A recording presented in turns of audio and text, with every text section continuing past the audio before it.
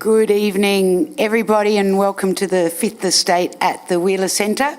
My name is Sally Warhaft, and I'm thrilled about tonight, even though it's somewhat of a bleak topic.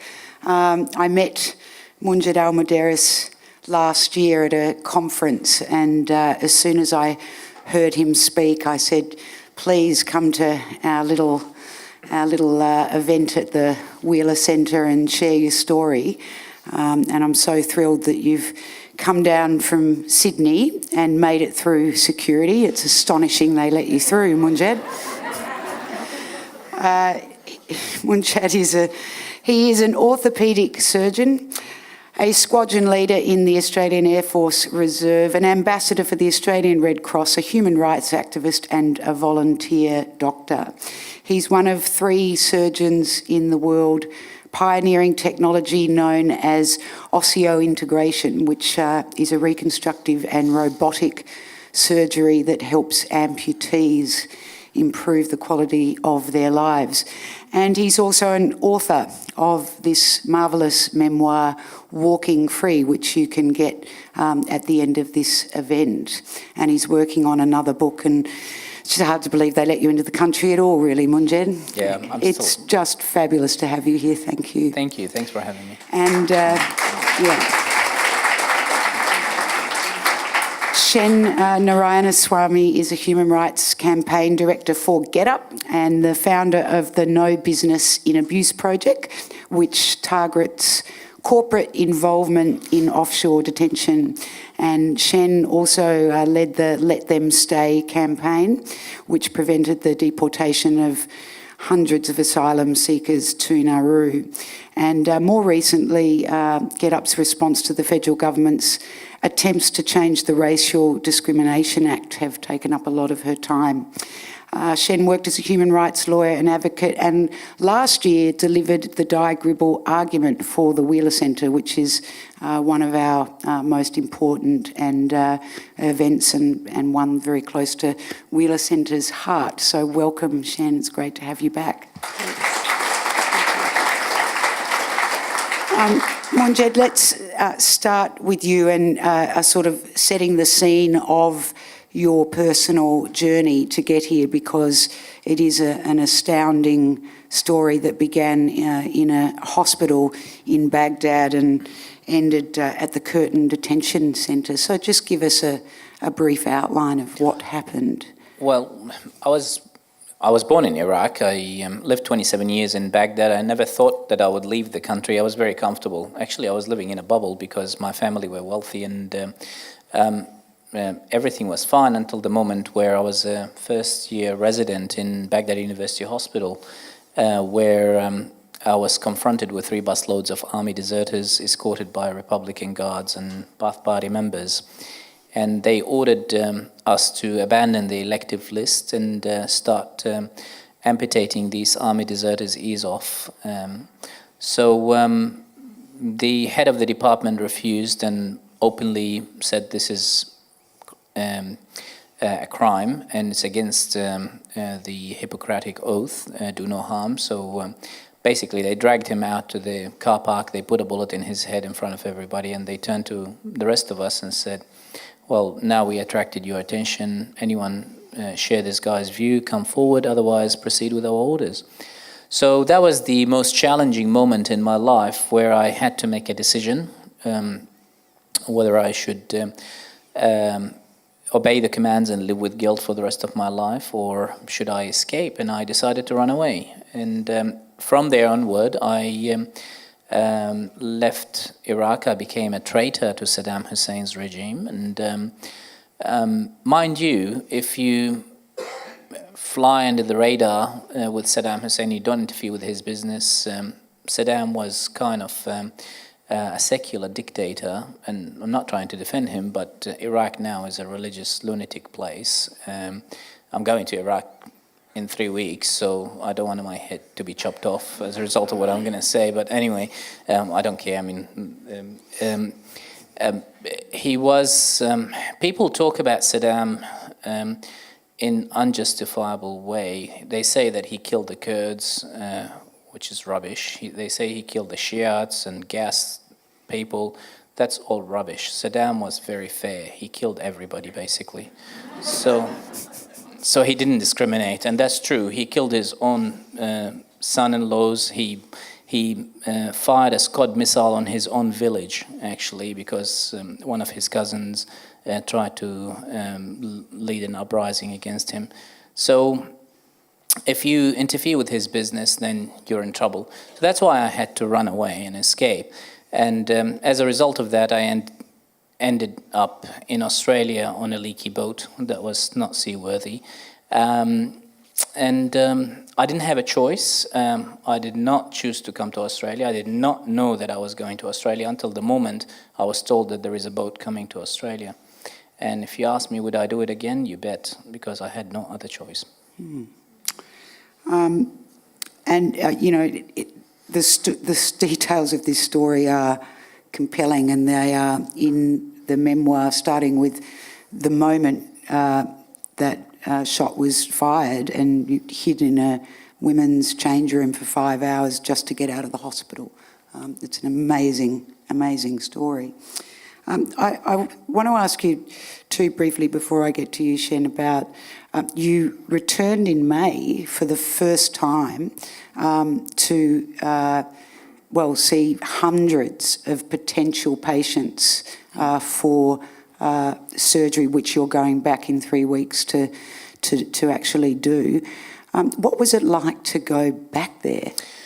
Well, I do a lot of crazy things in my day-to-day work and my day-to-day life, and I live on the edge most of the time. But to tell the truth, landing in Baghdad was one of the scariest things. And I looked through the window and I said, "Shit, what have I done to myself?"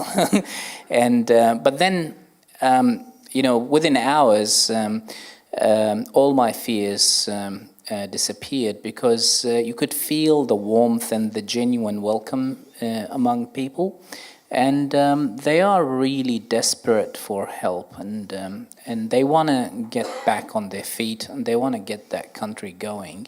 I mean, they're sick of fighting, and they're sick of hating each other based on ethnicity and religion and basically identity, and they just want to move on. And there is a lot of wounds that need to heal. And I'm honored and humbled to be trying to be part of this healing process. Shen, your story is very different. You're the daughter of English migrants of South Indian descent. Tell us about what your personal immigration within your family, your sense of it is. Well, I think my conclusions in terms of my family is, which has kind of led me to some of this work, is the immigration story is really complex, and often we try to tell it in refugee or economic migrant or deserving or undeserving or scared for their lives or not quite scared for their lives because they don't fit the UN persecution reasons. And I think in my family we've come from Tamil background, including Sri Lankan Tamil, Indian Tamil, and then Malaysian Tamil. Different people have moved for different reasons and under different categories at different points in time. So I've got people in my family who came as refugees, got people who came as economic migrants. It was funny, my parents were born in Malaysia and then went to England where they had 10 glorious years. I think they went to that festival, what was it, Woodstock? So I think they had a great time. And as far as I can tell, my dad didn't want to leave, and it took me ages to work out why. And then when Pauline Hanson was elected, my mother said, well, this is what we left Malaysia for, and this is why we left England, and now it's happening here. I said, you never told me that was why you left England. I thought you came to Australia because it was warm. And she said, no, we were having a glorious time, and then the anti-Paki stuff happened. And Mum was working as a nurse. She was actually as a midwife in some of the estates where rocks were being thrown through the windows. I was like, my mother's a great defender of the British Empire. And I was like, you said the word racism, what do you mean? She was like, well, I just thought I didn't want you to grow up the way I grew up. I was like, wow, you never said that before. So I think it's testament to the complexity of it. The changes in the Australian narrative, I suppose, of immigration have been both political and cultural. And they've been sweeping in both the law and in attitudes, which are now pretty much embedded, I think, and supported by both major parties and the majority of the public. The whole conversation of the political class is about deterrence. I just wonder what your sense of key moments and how did this happen, Shen? Well, I think from my perspective, there's a massive gap in this almost more than any other issue in this country between what the public rhetoric is and what the practical reality on the ground is. So the key statistic for me, which illustrates this, was when I went searching for what our migration statistics were in the height of the boat crisis in 2013. You know, when we were getting hundreds of boats and it was absolute pandemonium and you were getting tabloid television shooting boat after boat after boat. So we had 25,000 people come that year. And I went looking in our migration statistics because, of course, all of the rhetoric at the time is about what an absolute imposition this is going to be, what a definitive threat this is. So one would expect that our national immigration figures for that year were maybe 25,000 or something, so this was an equivalent number. And one, it was incredibly difficult to find an overall figure, and the statistics and the categories of visas were really difficult to work out. But after adding them all up, I came to the conclusion that there was around 800,000 visas issued that year for a variety of temporary and permanent residents, excluding tourists, to come to our country. And I thought, 800,000? You've got to be kidding me. That's more in a fortnight that came by boat that entire year. So that led me on a kind of chase into this question. And how did this happen, that the statistics and the fact that they paint a picture of one of the highest immigration intakes this country has ever seen over the last 15 to 20 years, how did that sit alongside an absolute panic that had defined our political class around boats?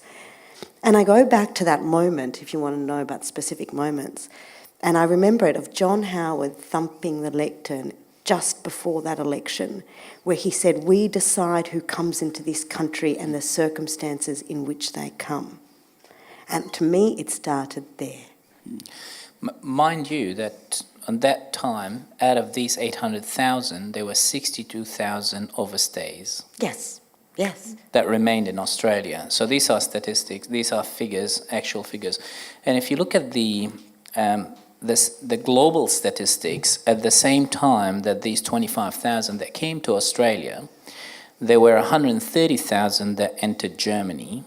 There were equivalent number that entered Sweden, Norway, and Finland, and there were significant numbers that I can't recall exactly that entered Holland and France and Italy. So there was a big wave of shift of people due to crisis in areas that involved most of the Western world. So we were not selected. As a matter of fact, Australia geographically is isolated, and we are kind of far away from anywhere. And politicians try to play the game of saying that if we ease up our policies and against boat people, Indonesia will be flooded with refugees, and that is kind of bullshit. This is the interesting thing, because what for me was like, well, there's the extent to which the entire argument is, as you say, bullshit. And then the question for me, though, is, hang on, when we had 800,000 people, that was unusual. Like, our migration intake massively jumped under John Howard. So it's not just, when we look at the statistics, that it's a bullshit argument, it's that it's a deliberate con. Well, the precision of that, it was 2001, that speech, and it was I think it was the Liberal Party's election launch when he made that comment. And the precision of it and how right he was actually makes it one of the most important remarks I think ever given by a leader in Australia, because he meant it and it became true. I just want to ask Munjed, as somebody who came here on a boat and spent 12 months in a detention centre where by chance Philip Ruddock visited at that time as the Minister for Immigration and happened to tell you you'd never practiced medicine in Australia. How do you, I'm sure he's really glad you are practicing medicine, but how do you feel about that rhetoric versus the reality of the statistics?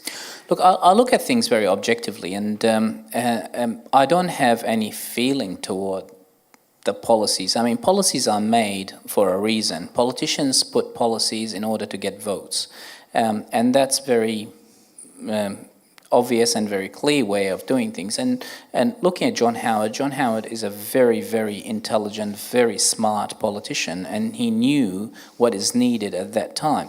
However, I kind of disagree with you on a point that you said that this is embedded in our society and it's deep. I don't see that with people that I meet. I mean, I've been told to go back where I come from maybe 2 or 3 times, and I meet hundreds, if not thousands of people. So the vast majority of people that I meet, maybe I'm meeting a selective group of people that are not representing the wider community of Australians, which I doubt that, because I see all sections of the Australian society. I think it is true that there is a lot of goodness inside Australians, and Australians, if they are educated about a subject, they would choose the right thing. And Pauline Hanson and Tony Abbott have played a card about what's going on globally around the world with the fear tactics and the scare about these foreigners coming to our shores. So I don't see that this is a permanent view about the Australian public. I think that things change if people are educated properly about it. 65 million... 0.5. 0.5 refugees in the world right now. Yep. What do you do? What does Australia do and what does the rest of the world do? Well, I want to hear from both of you. Yeah. This is a major problem. I mean, we are facing the biggest crisis in the history of the globe. Okay, the Second World War resulted in a displacement of around 50 million people. We have more people displaced nowadays. There are 65.5 million people that are displaced. 500,000 of them are in urgent need. A lot of them are dying daily.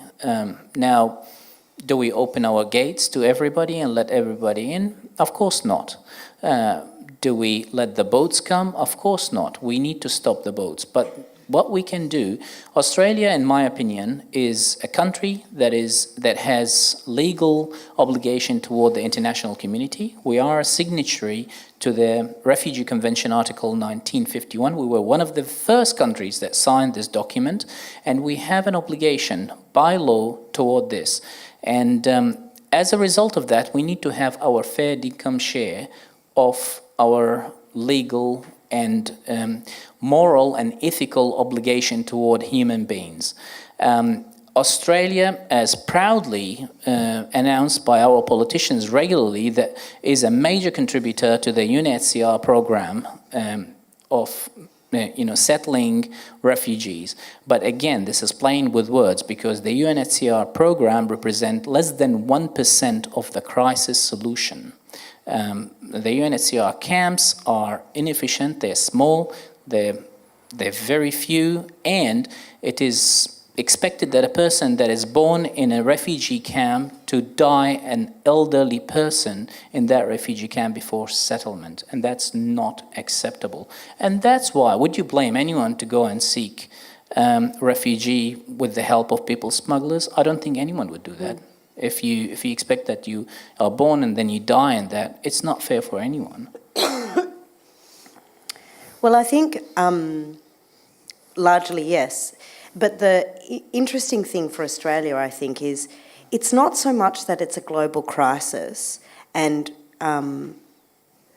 somehow Australia is being expected to do more than it needs to. It's that at the moment our economy is largely powered by immigration. We have seen the highest period of immigration this country has almost ever seen. We have 1.4 million temporary migrants here right now. So the question is, why is it that we have a situation where refugees and asylum seekers are split off and somehow granted a tiny amount of visas in that overall cohort? And what is the way we can use even the existing number of visas that we issue to smartly and in some horrible way almost take advantage of what's happening and offer places? And that question, like, let's not even get into compassion. Let's just get into absolute bare bones of what this country is doing at the moment, which is growing largely on the back of immigrant labour and immigrants coming into this country, and ask ourselves in what way can we use existing tools available to assist in what is, as Munjed rightly says, one of the world's biggest crises.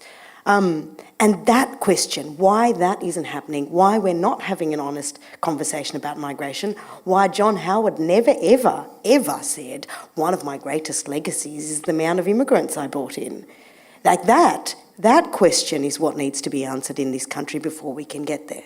Because we could offer 1.4 million visas right now, and that's 1/60th. So why hasn't that been able to happen?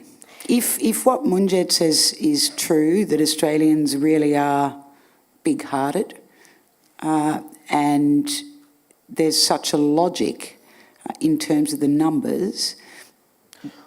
I think it's the fear. Unfortunately, human beings forget about history.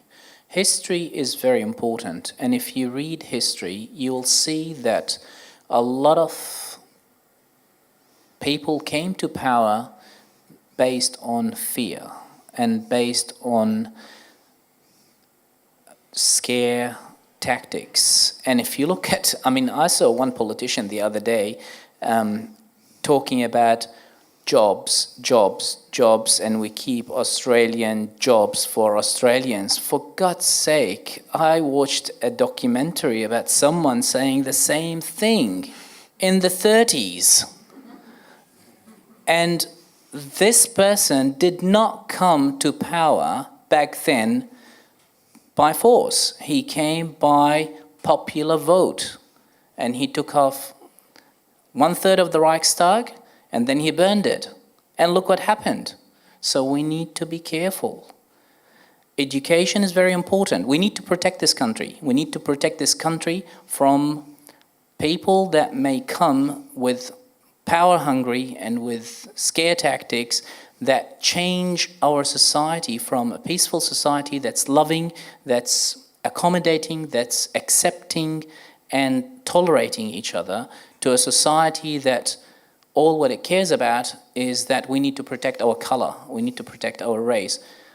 Factually, the world is changing and it's becoming a one village of different colors. And this is irreversible. It will not change.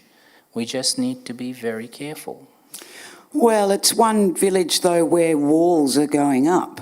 Sometimes literally, sometimes, desperately. And a lot are going down. Yeah. Mm-hmm. In different ways. Yeah. This is the thing about it, I think, because Munjed's right. The social fabric of this nation and the stories we tell ourselves about it, in many ways, are good ones. But we have seen 15 to 20 years of non-stop and, in fact, heightened signalling to the electorate, or blatancy to the electorate, blatant misinformation. John Howard saying one thing on one hand, and on the other hand, presiding over an unrestricted immigration program in which we didn't decide at all, the business community decided. We have all lived a situation. I mean, ask who will clean half the office buildings in the city. We all know, all of us, that temporary migrant labour has come to characterise a country where rapid access to citizenship and all the equality that brings with it was one of the foundation stones of our multiculturalism. It's under attack, and it is in a really, really big way, and the latest changes the government puts forward are an example of that. And I think it's not even just that fear has worked, it's that it is now at the point where both major parties have put themselves in this situation that no one wants to be the first to explain to the electorate what's actually gone on. And then, of course, you've got Pauline Hanson rising on the scene. So even those people with good intentions, potentially, who wish to have an honest debate, who support immigration, etc., they are concerned about even having this debate in this context. But hang on, I wouldn't say that Pauline Hanson has bad intention. No, I think she intends in her own way good. Yeah, I mean, and that's a very important point. I mean, she has a view, and I respect her view. She just have a different view, and in my opinion, and I strongly support that people like Pauline Hanson, people like who want to have Australia for only white Australians, need to have their opportunity of expressing their views, and they need to be heard. There is a lot of genuine concern among a lot of people about these foreigners that are coming from outside and trying to invade our country and trying to bring terrorism and trying to bring Islam fundamentalism or whatever you call it. And I have a poor Sikh radiographer with me, and I always call him the terrorist. But he has nothing. Actually, as a matter of fact, his religion was based on killing Muslims because Hindus wouldn't, because the Sikh religion is the only religion that came to uprise against the Muslim rulers back then, and he has been treated so badly because he wore a turban on his head, and everybody called him "You're a Muslim terrorist," and these kind of people need to be educated about what's going on, and need to be educated, and at the same time, their concerns need to be addressed and need to be heard. And all I'm saying is that I would not marginalize any view, and all views need to be heard, and all views need to be addressed, and a dialogue is important in this country. It is time that we should have a dialogue. Sadly, the Liberals have gone one way, and the Labor is following, and not having a genuine, substantial point of view and agenda, and they kind of lost when it comes to migration policies. Well, they can't. They have to admit what they've done first, I think, is the difficulty that they're having, because, and I think there was a comment in the last election that one of the Liberal MPs made, and she said, "I'm so glad we've stopped the boats because the traffic on the M3 is going to be better in Sydney." And of course everyone laughed. I laughed. Because you thought, you fool, it's not, I mean, there's no direct connection whatsoever between anybody arriving on a boat and the M3, but there is increased traffic on the M3. And you can't get away with telling people that you've stopped the boats and telegraphing that you've essentially stopped unrestricted immigration and hope that people don't notice that in fact is not the case. What happens is people, even MPs, get confused about exactly who those foreigners particularly are or their method of arrival. But it was always, and this is the problem, because you can't have an authentic conversation with Pauline Hanson unless you say, we have had massive immigration in this country. It has increased under my government, and this is why. And do you think that's come out of the mouth of Tony Abbott? I don't think anything can come out of the mouth of Tony Abbott. Slogans can. Your experience of 12 months at the Curtin detention centre you described as dehumanising. You were only ever addressed by a number 982. And I wanted to ask both of you, Munjed, first about the class action settlement, that happened recently between the Manus Island detainees and the Australian government. It was the biggest human rights settlement, I think, in our history, $70 million. And what you think that meant politically, and whether there was a loss in not having that story aired? Look, unfortunately, I mean, when we were in detention centre, there was a huge secrecy about it, and I was one of the people that I'm proud to say that I was a pain in the butt for the government, because I caused a lot of problems in the 2000s, especially coming up to the Olympics. The minute I entered the detention centre, I was stripped of my humanity. I was marked with a permanent marker on my shoulder with 982, and that was my name for the rest of time. We were held in a detention centre behind barbed wires, and the compounds were separated. There was Alpha, Bravo, Charlie, Delta, Foxtrot, and I spent a lot of time in the hotel, which is the special area. And we were locked from 7 p.m. till 7 a.m. in the morning. We were head counted 4 times, and you have to stand in a queue for 2 to 3 hours under the heat of this Western Australian desert sun to be head counted, and then they come and head count you after midnight. And so it was absolutely humiliating. All of that I can understand, but what I couldn't understand is that at some stage we were 1,252 people. Among us, there were 117 minors. A lot of these children were unaccompanied minors, and we were in the desert in tents, no surveillance cameras. And Australia is the only country that incarcerates children, mind you, with adults. And that's wrong, and that should stop. You cannot imagine the situation in the detention centre. I mean, I describe it as hell, but I can compare it to the Australian prison system, okay? I was honoured to be visiting a lot of Australian jails as a prisoner because of the trouble that I caused in the detention centre. Mind you, I didn't break a single law. All I did is write letters and take photos and smuggle them. So I was singled out as a troublemaker. So I went, Derby lockup was my favourite. Every weekend I used to spend a couple of days there. Broome maximum security jail, I spent 40 days there. Karratha jail, I spent some time there.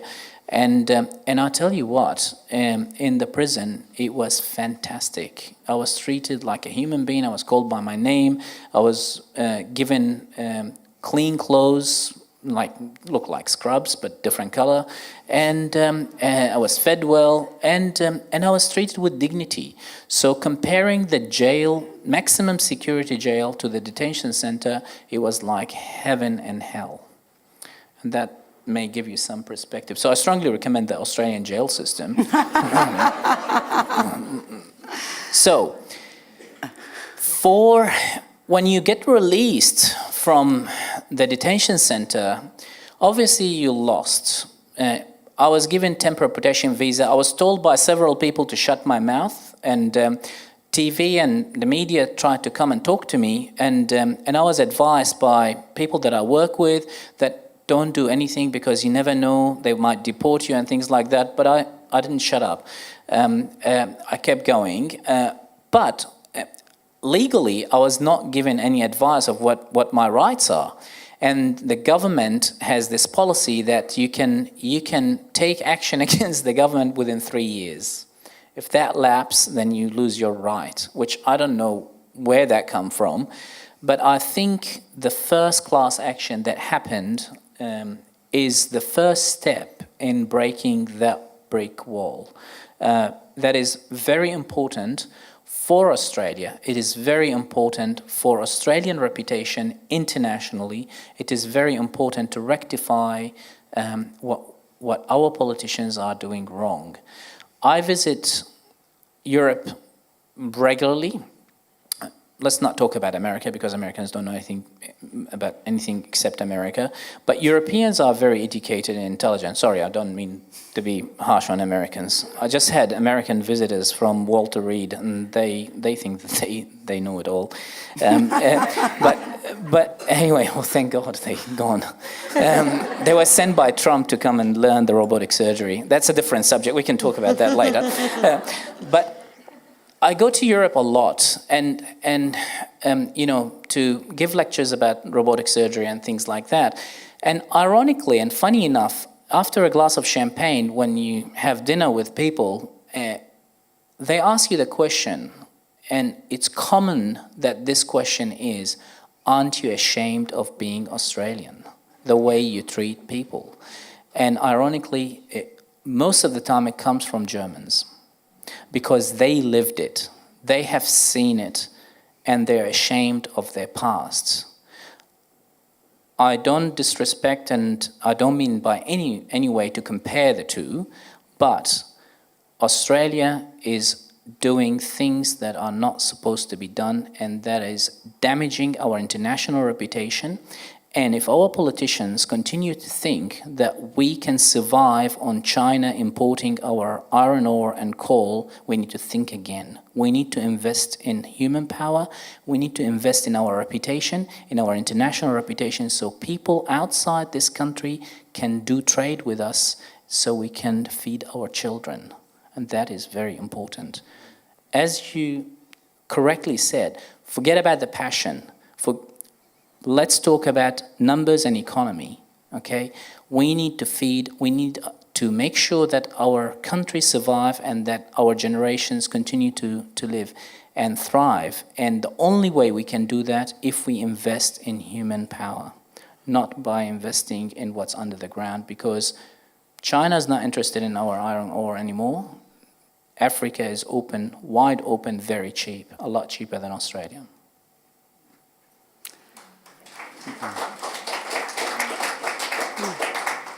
Shen, what was your response to the settlement?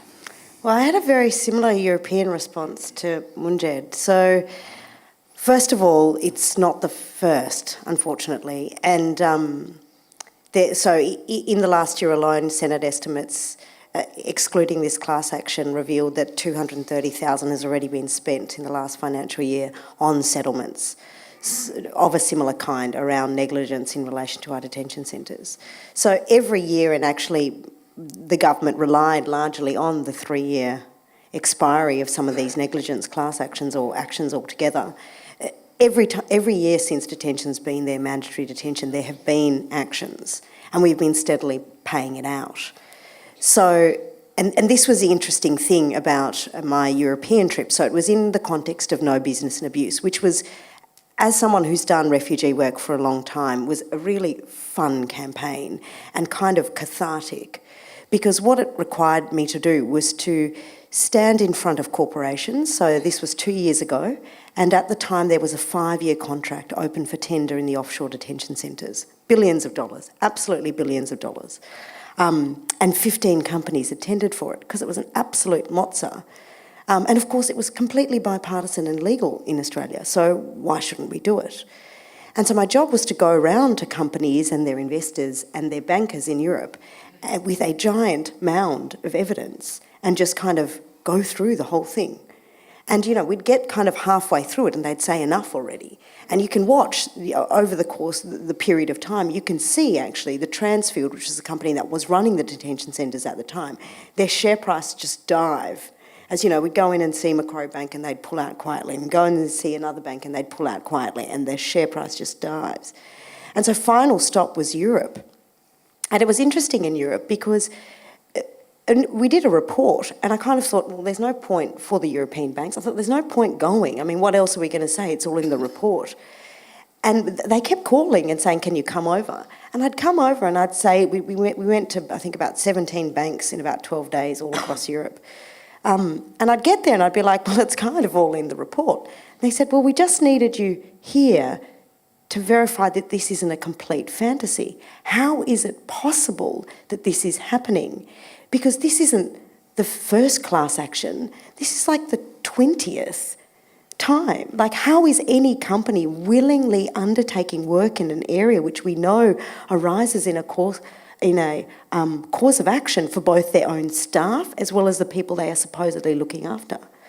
And at the end of that trip, right at the end, just as we were meeting the company itself, they announced that they were pulling out.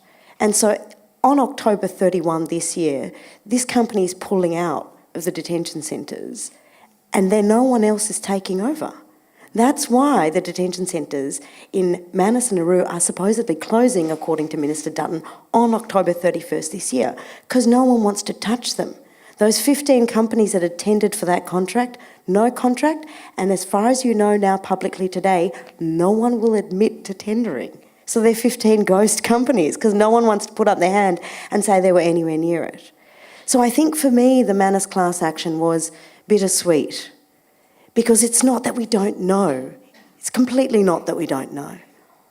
And what we had the opportunity of doing at that point, and I think if I had to put a bet on it as an activist in this area, I would say that a week into that class action, those centres would have closed that week and people would have been brought here. Was what we would have been streamed live court proceedings going through 200,000 documents, which would have shown everything that people have told us, like Munjed, but in black and white. And there would have been cross-examination and it would have been streamed live into PNG, because that's what the lawyers had managed to extract from the government. But the government knows, so they paid $70 million, which in the context of the $5 billion they've spent on offshore detention is not that much. Can I just add one comment? I mean, do you know how much we're spending on our offshore visas offshore detention centres?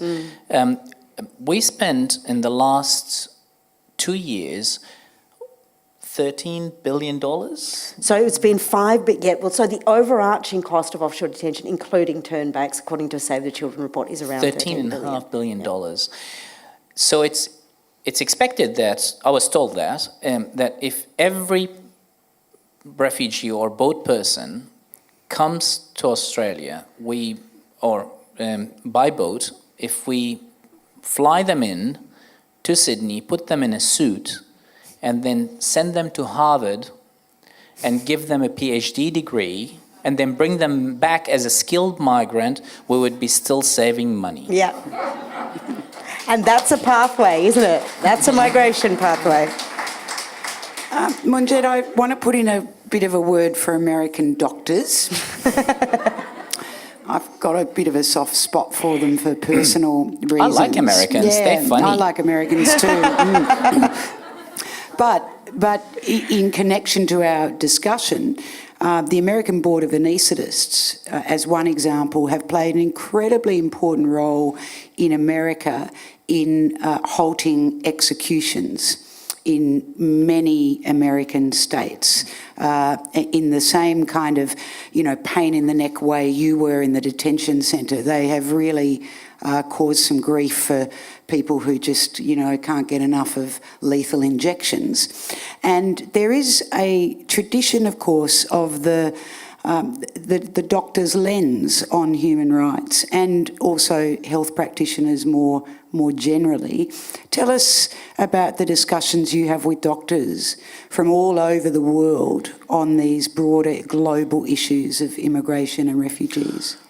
Look, I mean, doctors are a slice of the community. Again, there are different views that doctors have, but what doctors commonly share is what follows the Hippocratic Oath, that in general we swear an oath before we finish that do no harm, and based on that you cannot harm a person in any way or form. So anything that may lead directly or indirectly in harming a person, that would be deemed wrong, basically. So I mean, I can't, sing to the, preach to the choir, or represent all their voices at once. Yes, but basically, I mean,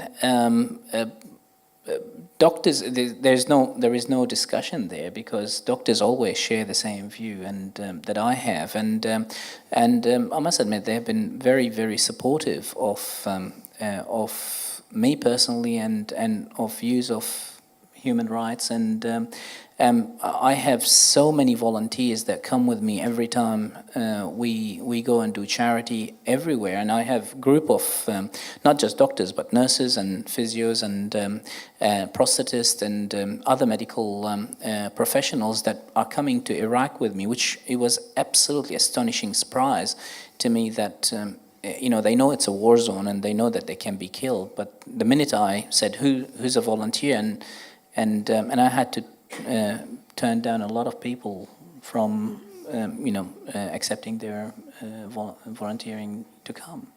Yeah. Look, just before we get to your questions, Shen, I really want to ask you about your particular focus on corporate institutions in Australia, big banks, and what's happening there that might be useful for this debate? Well, the thing to know is that there is a reason John Howard and later governments did back high immigration numbers. You don't like John Howard, do you? I concede every point you made about his intelligence. He was cute. I like him. I might disagree with you there, Munjed. I don't know, it's something about the nostril hair. But we can talk about that later. And I think, so big business is the reason. The Alan Fells inquiry, the Senate inquiries into temporary workers, there are people making a mozza out of this situation, because we have largely and deliberately created the situation where many of the people now coming to this country are deliberately vulnerable, exploited and working under the minimum wage. So somebody's making money, and quite often it's business. But there are some structures around business that make it possible to have a fact-based or evidence-based discussion. So that was why it was kind of a breath of fresh air, because you didn't have to somehow try and transmit the complexity of the situation, the evidence base of the situation in a 3-word slogan. But business, I think, is going to be very interesting over the next few years as the immigration debate happens, whether people like it or not, and it already is. And the question's going to be is big business going to go out there and throw the amount of money and power behind talking to the Australian public about the importance of immigration, the way in which it's been fundamental to our economy, as they do about, industrial reform, or are they not? That's a very important point. Do you mind if I just add something? Not at all. The Canadians in my opinion, have done it right. And they have this policy about having a refugee.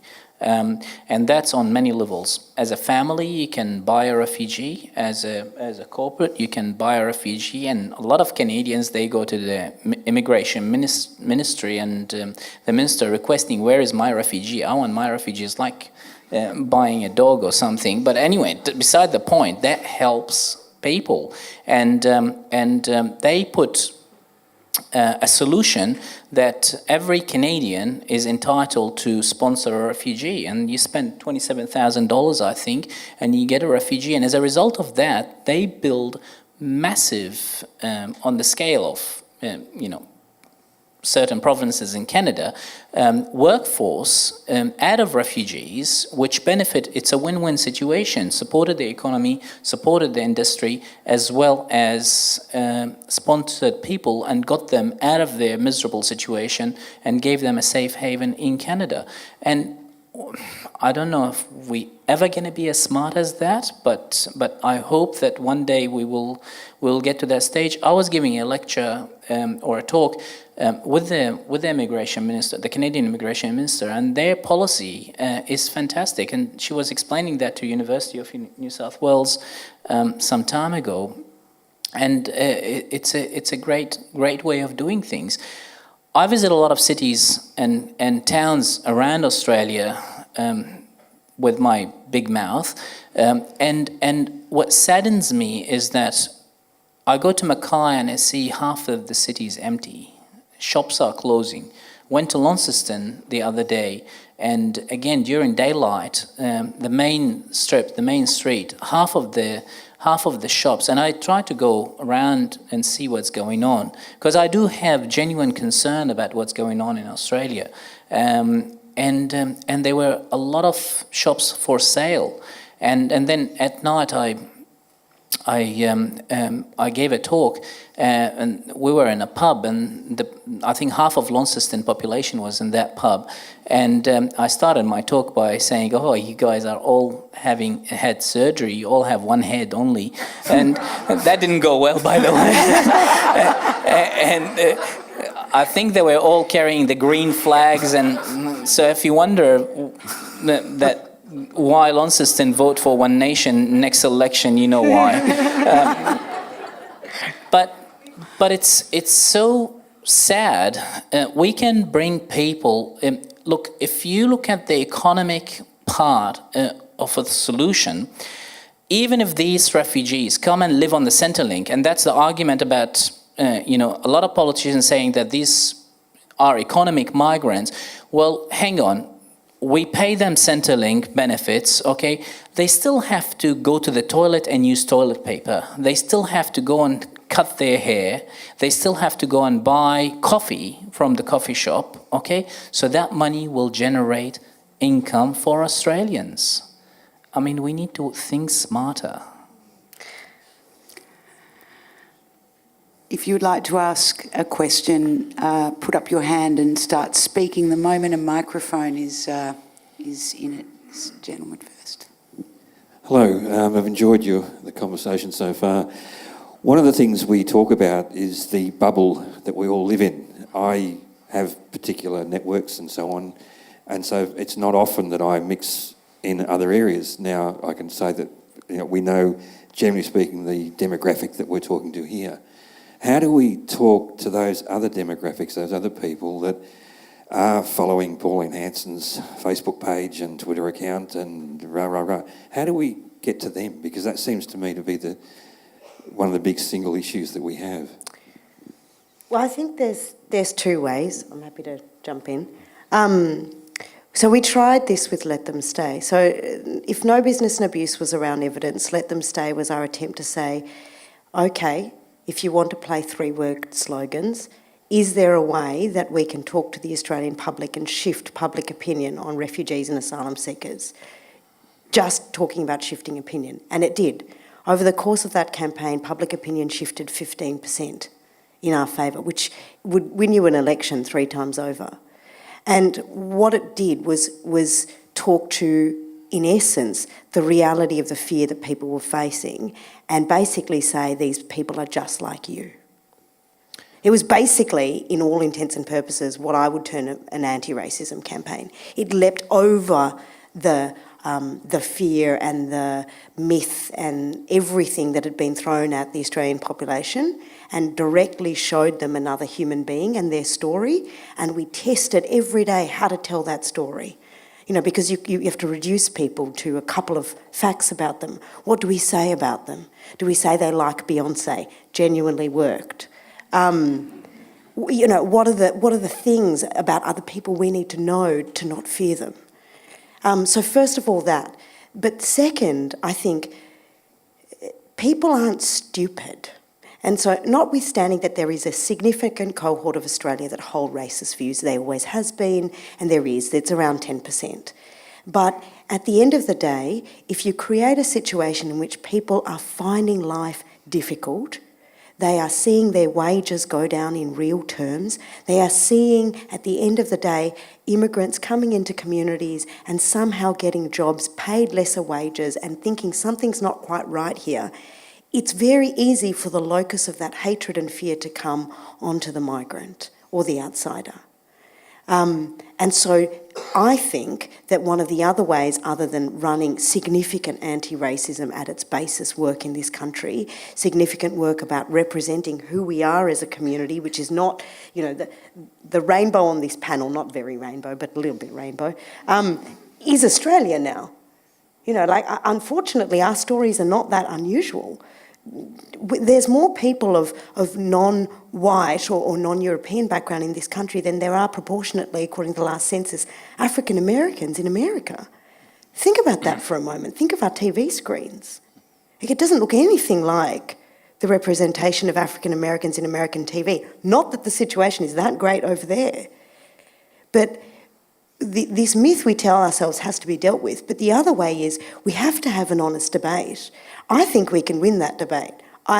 We wouldn't do this kind of work if we didn't.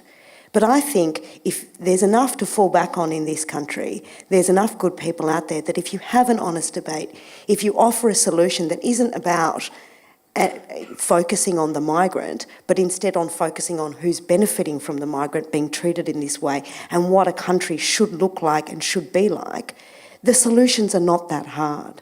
So I think there are ways, but I think it involves acknowledging what is at the heart of the fanciful debate around numbers that we've had, that is really about fear and about race, and secondly about having an honest debate about policy, because both major parties lying essentially about what's been happening actually doesn't serve anyone. The way I look at it, obviously every one of you here got out of their chairs and came here to join in this meeting. So obviously you are interested and you have passion about what is going on. So I think the way to address it and to get out of the bubble, as you say, is that by keep talking about it. And believe me, I get asked all the time, why you bother? Why don't you just mind your own business and just do your work and do hip and knee surgery, which is boring as batshit, I tell you what.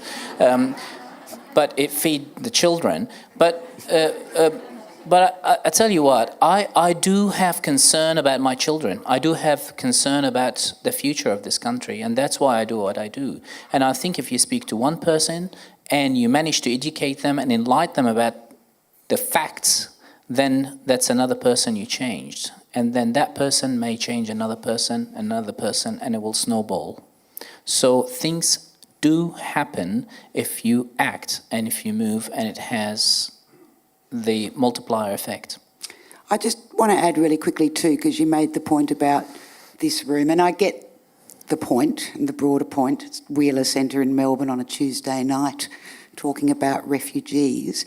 But I absolutely know that there are people in this room with every view under the sun, and that there are on this issue, and there are so many assumptions made around this topic that I always just think, don't ever assume anything about what people think about anything until they say it out loud or write it down. I mean, I love it. I give talks like 3 times, 4 times a week, and I get shouted at and I get swore at, and I love it because it's fantastic. It creates a lot of dynamics and it energizes the room, and people enter a debate. And a lot of the time people say, oh no, we're here to listen to this view. And I said, no, on the contrary, we have to listen to all views, and we have to enter this dialogue, and that's how we all learn from each other. Despite what you say about Mackay and the empty shops, Yep. like with 65 million refugees around the world, the question of overpopulation doesn't seem to get raised, which would ameliorate the situation. Mm-hmm. Like with climate change and running out of arable land and clean water, if government sort of instituted more, population controls. Can I ask you a question? Do you think we are overpopulated in Australia? Yeah, because, look, we had a drought for 15 years. Melbourne's water supply got down to 24%. Do you know the number of countries that desalinate on this planet? Yeah. Like, we are richer, we are wealthier than the Gulf countries, and every single Gulf country use the sea water. Statistically speaking and economically speaking, Australia, in order to be a prosperous country, we need to have 44 million people on this country to generate a sufficient, sustainable economy. I'll give you a very simple example of our next door neighbor, Singapore. Do you know how many people live in Singapore on that island? 15 million people. It's the size of Sydney. So people can argue about population. Obviously, you have two views and two sides, and people say that we have a global warming. Actually, as a matter of fact, there is a different view saying that we're going through an ice age. I think the other important thing with population as well is to remember, in terms of population, that the problem are the people that are already here. I mean, it's countries like Australia where we have a disproportionate footprint in terms of carbon and water usage and everything else. And, you know, we're just talking about the Adani coal mine, which our government is trying to open up at a time where everybody else across the world is closing them down. The question with overpopulation then is really the disproportionate use of resources by countries like ours and people like us.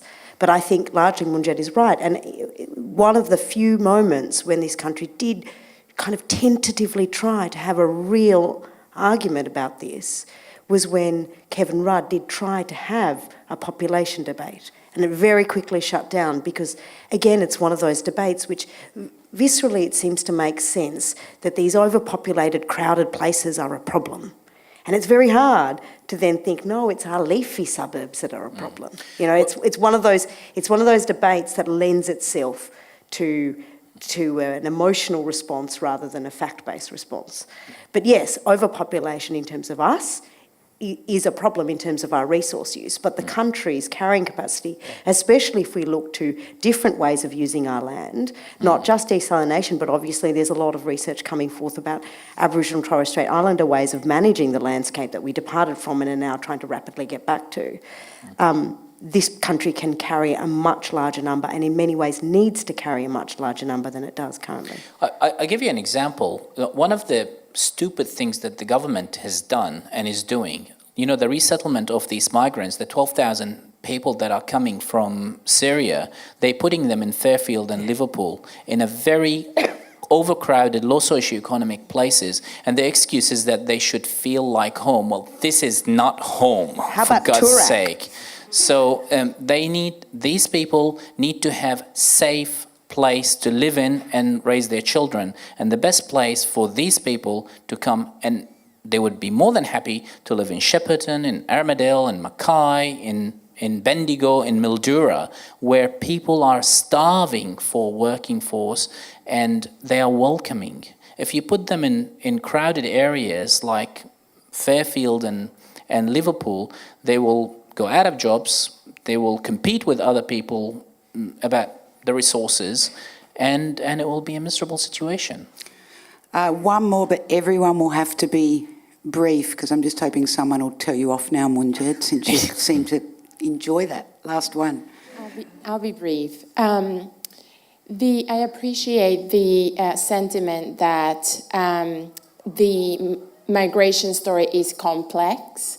However, in what I've heard tonight, there is a larger argument that is connected to very capitalistic ways of thinking. And so I'm wondering if we could complexify this discourse of the immigrant using the toilet paper and the shops being empty, and thinking of that some of those shops might sell cell phones that take crystals from the Congo that is producing so many refugees at the moment. So what do we make of that dynamic in the argument for more capitalistic ways of thinking of migrants? Well, I think the first thing to note is we did have a model of migration and refugee and taking refugees across the world. And it was one that was largely based on citizenship. You come here and you rapidly get citizenship and you become an equal part of the community, and life is still difficult, but at least legally you have the same rights and entitlements as everyone else. And there's been a lot of research. I would highly recommend you all go and read one of the best Senate inquiry reports. You don't hear that rarely. It is good. It's called A National Disgrace, and it was the 2016 Senate inquiry into migration, and it canvasses it really, really well. And it says that it is actually acutely connected into being temporary in this country or any country, into being vulnerable. It's almost like the two go together. And in that context, they're vulnerable in an economy where they can be paid less, where their ability to go back to work after injury is limited, their ability to bargain is limited, their ability to attend schools and universities on an equal basis as other people in their community is limited. So the first thing I'd say is that I am struggling to see, except for the most rare occasions of a high-flying CEO or a tech whiz who's paid $200,000, I'm really struggling to see why we have agreed to such an almost overarching temporary migrant system which leaves people vulnerable and actually departs from the very kind of basis of a multicultural society that we all now celebrate, including the Prime Minister. So that's the first thing in that scenario. The second thing is, you're right, if the argument you're trying to make is what responsibility do we take for creating the conditions in which people have to move?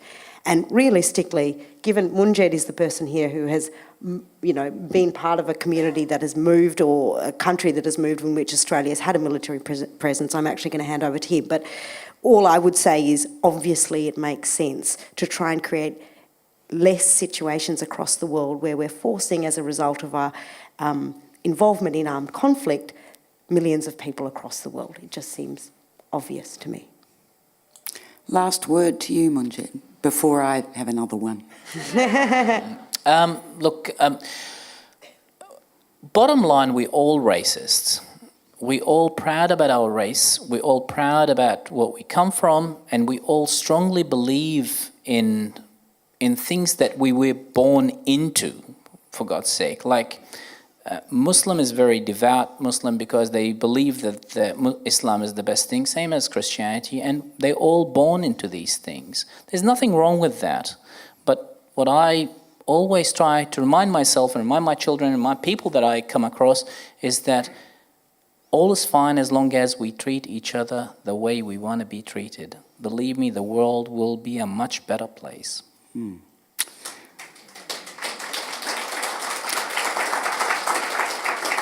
Well, that's a lovely note to end. Just before I properly thank our guests, I just wanted to let the regulars to the Fifth Estate know that we're going on a little tour for the next few fortnights. So we're going to Ballarat, where I'm interviewing Gail Kelly, the former CEO of Westpac and awesome mother of triplets. I can't wait to meet her. And then to Bendigo Writers Festival, and then Melbourne Writers Festival. But you can get all of the events on our podcast. So, and we'll be back after the Melbourne Writers Festival here at our lovely home base. Munjed will be signing his memoirs for any of you that want to pick it up. Thank you, Dimmicks. If you've already got it, there's a terrific profile of Munjed that I got an alert in my email box yesterday from the New York Times saying, you might be interested, Munjed Al Muderis. And it's a really interesting, it's particularly interesting because it's focusing on the work he's been doing in Baghdad and the surgeries that he's going back to perform, and a little blasphemous conclusion to the article, which hopefully you'll be safe and well over there. It's been an absolute pleasure having you here. I knew it would be. So thank you so much, Munjed and Shen. Thank you. And thank you all for coming.